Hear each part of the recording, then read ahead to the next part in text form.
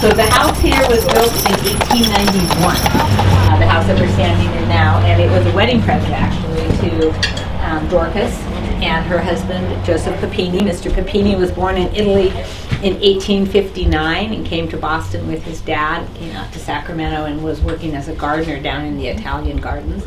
Came up here as a young man of about 19 and worked for Mr. Chalmers, who had the Vineyard House up the road and the Chalmers Winery.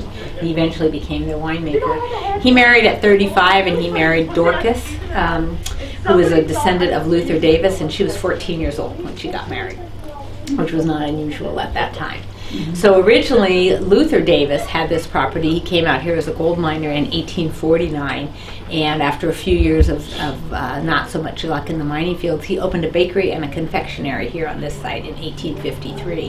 And it was apparently quite successful because the Davises had a very nice house about 100 yards up the hill, I guess. But we think maybe this window here came from the bakery because it would be unusual to have such a large window in a house. This was more typical of the size, because glass, of course, was very expensive in 1891, even when this was built. Anyway, so Luther Davis and his wife built this for their granddaughter when she got married. And so the Papinis had 4 children, so a total of 6 people lived here in this house.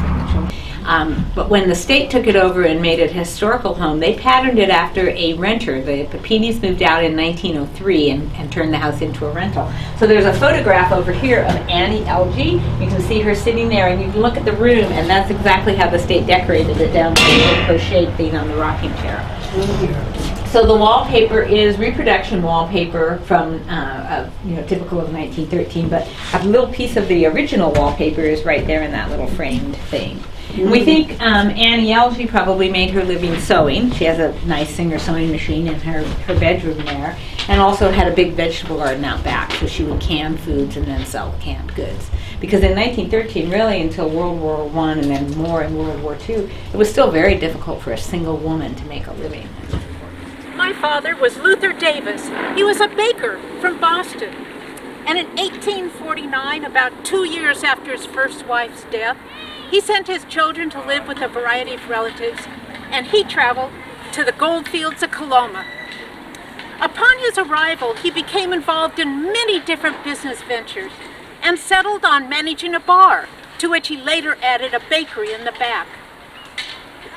During those first few years, he met and married my mother, Adeline Jessamina Ferrier. He called her Jessie. And June 13, 1855, I was born, the eldest of 4 children. My name is Emma.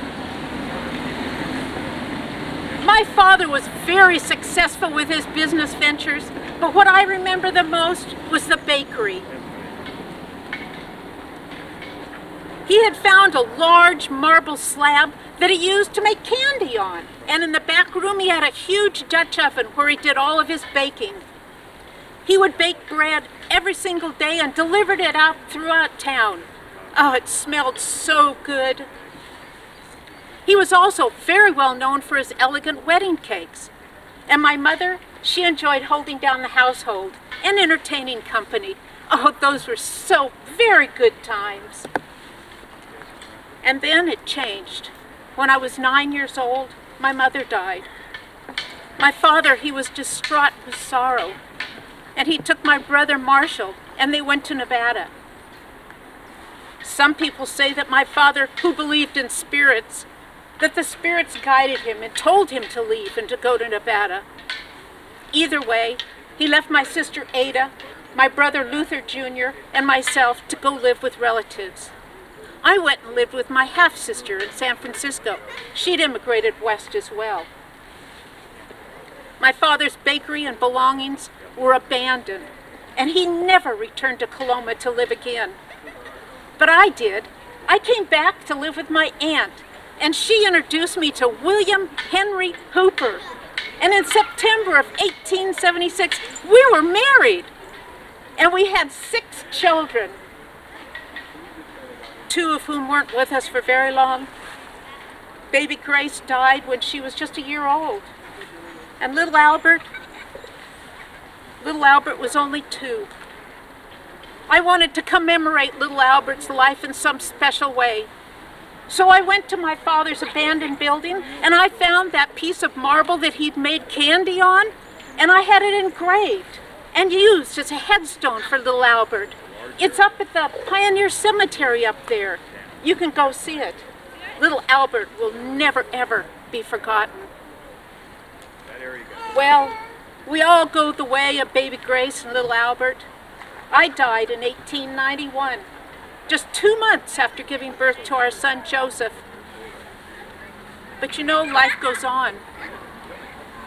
Our daughter Dorcas married into the Papini family, and she built their home where my father's bakery was, on Main Street at the base of Piety Hill. I understand that some part of the family is still living down by the river on my father's piece of property. His belongings were in the family for 4 generations. Well, one man proclaimed, "There's gold in Coloma," and people came from all over the world and joined and united and made new families and new generations. And life does go on, as it should.